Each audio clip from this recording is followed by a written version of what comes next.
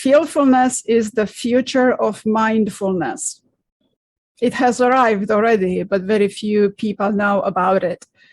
Most mindfulness teachers say feel the feeling, because feeling the feeling, you will achieve your outcome. But I don't know of anyone teaching you how to feel the feeling. They just say feel the feeling, but how do you feel the feeling? So FeelFulness teaches you how to use the power of thought feelings with word triangles to generate a desired state, a feeling by choice, for both therapeutic purpose, peak performance, or mastery. What are word triangles? You've got the chapter here. Yeah. All right, that's a good question. Well, word triangles are meant to provide solutions. Like everything else with Ericksonian methods, they're solution-oriented for problem solving. For generating states, you need evocative words and word triangles because they are the quickest solution for gaining influence over the limbic language, otherwise known as neural language.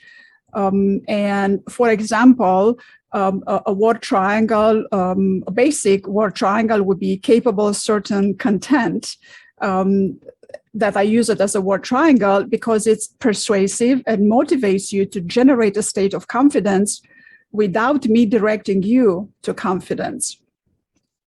Evocative words are highly effective because they allow you to know the subject matter. I mean, you as a practitioner, it allows you to know the subject matter of what you are communicating, but mostly allows you to talk about things without needing to be specific. You know, the permissiveness, the utilization of the yumminess of Ericksonian, because the more specific you are, the greater the chances the listener has to disagree with you. And disagreements lead to less rapport, which generally means less influence, less motivation, less outcome. And the best word triangles are made of evocators, movers, and descriptors, as listed in the book, some of the examples. Now, evocators are words like responsibility, confidence, progress, growth, which means a lot of different things to different people, hence their emotional dimension. Yeah? Movers, on the other hand, are words that tell a person how to move from one point to the next, such as remember, go, notice, realize, begin, and so on. Descriptors are words used to modify movers, and evocative words such as easily, quickly, suddenly, especially, unique, etc. So another good word triangle that I like very much, is very, very Ericksonian, would be realize, comfortable, ways. And you can see how a single triangle immediately tells you a story that offers you a myriad of solutions, not only because they mean a lot of different things to different people, but because everybody's internal processes are unique. And these triangles provide you with solutions that work best for you in a way that is good for you. So go ahead, mix them up, choose your flavor or the exact flavor the client needs in that particular session. Oh, so one word wouldn't do it. That's why it's triangles. 3 words are much more stable and much more descriptive. Is that right? Yes, we need 3 because we want to go from binary states to complex states. And there is a difference between a binary state and a complex state.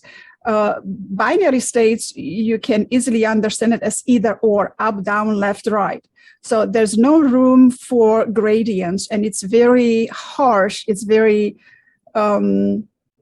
rigid, and that doesn't work anymore. We have evolved, and a binary doesn't provide solutions in this rapidly moving world.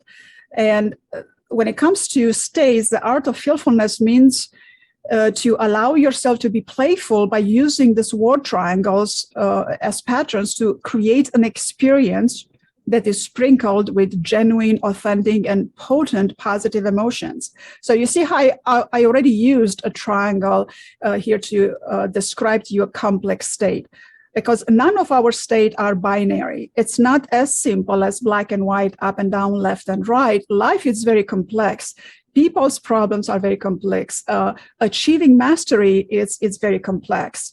And because everybody has their own unique, they have their unique patterns, their own unique experiences. It's binary. It's not sufficient. So permissiveness and utilization and fluiditiveness, it plays a really, really big role. And my biggest appreciation for feelfulness techniques, which in fact are thought feeling practices, is that it allows me to not only realize that I feel emotion just like everyone else, but also realize that I can choose to feel them more potently and feel them on command. Now, this is something a lot of people are not familiar with. Most people are at the mercy of reactionary, feeling something as a reaction instead of choosing to feel something to create, to motivate, to influence, especially people helpers. And performers, athletes, performers, leaders, all of them, they learn a bunch of skills, personal development, professional development, and they learn a bunch of skills that eventually turn into feelfulness because they learn how to perform, how to be the best athlete, how to, with the team individually or with the team, how to lead people if you're a manager or a leader. But especially for practitioners, it's you need to know generating states. It would be the most beneficial for a practitioner to learn how to use the word triangles to achieve, to come to an outcome rather quickly for the client they're working with in the particular session. And this is quite amazing to be able to generate a state, to be able to generate a complex state and to be able to transfer it to your client or to your group of people is quite amazing, because most people are not even capable of understanding what they feel. Most people are not capable of mindfulness. They're not capable of directing their stream of thoughts to where the thoughts need to go for it to create an achievable outcome. They're just at the whim of their emotion. They're just in stimulus react mode, period. Most people are just in stimulus react mode. But we know that stimulus doesn't always end in a react mode. It can end in individual reaction, stimulus individual reaction.